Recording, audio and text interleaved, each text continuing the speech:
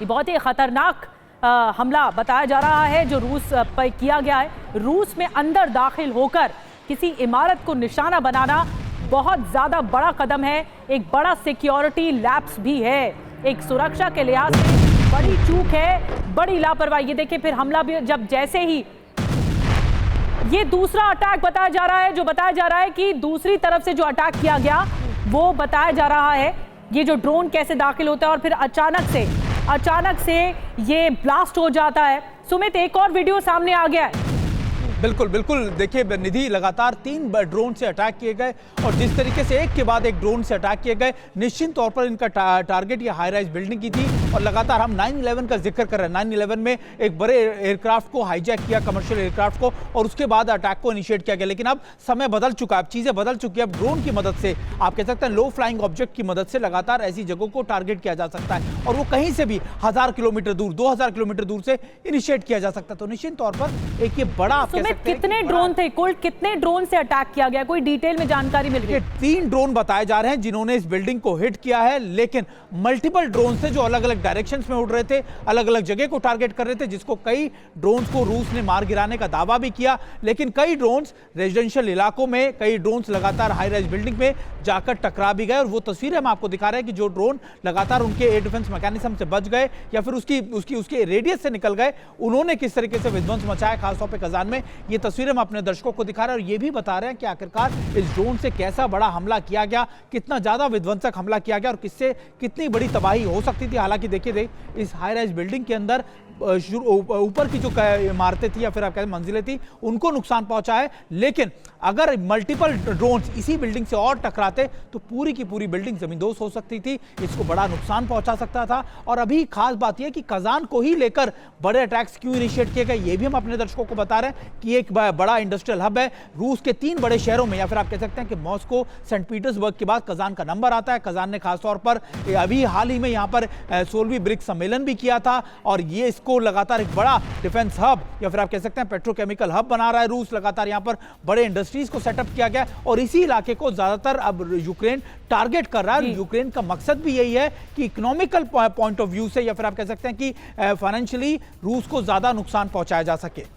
बड़ी बात बता रहे हैं सुमित, और ये बहुत ही खतरनाक भयानक हमला है जो इस वक्त तस्वीरें हम देख रहे हैं। कई बिल्डिंग्स को निशाना बनाया गया, कई सारे ड्रोन्स एक साथ गए थे और उसके बाद डिफेंस सिस्टम तो जरूर एक्टिवेट हुआ, लेकिन कई ड्रोन्स जो हैं वो रिहायशी इमारत में इस तरह से टकरा गए। और 2 तस्वीरें अब आपको दिखाने जा रहे हैं, देखिए आज की और कल की। कल कीव पर अटैक किया गया यूक्रेन की राजधानी में, तो ऐसा लग रहा है कि यूक्रेन ने बदला लिया है और वो बदला कजान के रूप में लिया है। कजान जो कि इकोनॉमिकली संपन्न शहर है रूस का, वहां पर अटैक किया गया है, यूक्रेनी हमला किया गया है। और ये ड्रोन, मल्टीपल ड्रोन सामने आए थे, जिस तरह से ये पोर्टेबल ड्रोन के जरिए अटैक किया गया, ब्लास्ट किया गया, वो एक बहुत खतरनाक स्तर पर पहुंचता हुआ ये युद्ध दिखाई दे रहा है। सुमित, इस युद्ध को 3 साल होने आए हैं, लेकिन ऐसा लग रहा है कि जो कीव में किया रूस ने, उसी का बदला कजान में यूक्रेन ने किया। और ये युद्ध के ही इतिहास में जब से शुरू हुआ है युद्ध 2022 के बाद पे सबसे खतरनाक तस्वीरें सामने आई हैं,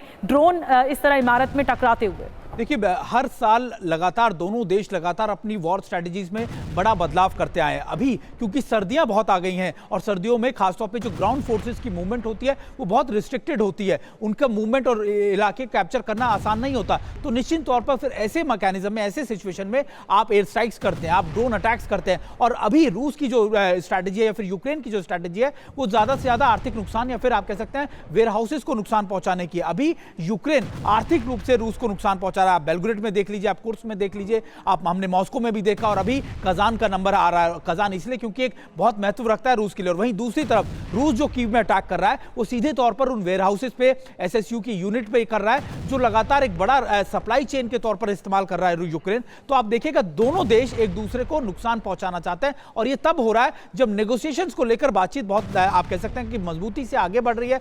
अमेरिका लगातार इसमें बड़ा प्रभाव डाल रहा है, प्रेशर डाल रहा है कि दोनों देशों को कहीं ना कहीं एक समझौते पर आना पड़ेगा। और ऐसे वक्त में अब यूक्रेन जिस तरीके से बड़े अटैक्स इनिशिएट कर रहा है खासतौर पे रूस पे, वो जरूर दिखाता है कि यूक्रेन चाहता है कि वो भी कहीं ना कहीं रूस को बड़ा नुकसान पहुंचाए। और यही वजह है कि कजान जैसे शहर के ऊपर बड़ी, आप कह सकते हैं, ड्रोन से अटैक किए गए हैं और बड़ा नुकसान पहुंचाया है। सुमित, बड़ी डिटेल्स बता रहे हैं सुमित चौधरी हमें कि किस तरह से नुकसान पहुंचाया है यूक्रेन ने। जो कीव में हुआ, जो मिसाइल अटैक कीव में किया गया रूस की ओर से, इसी का बदला कजान में हुआ है।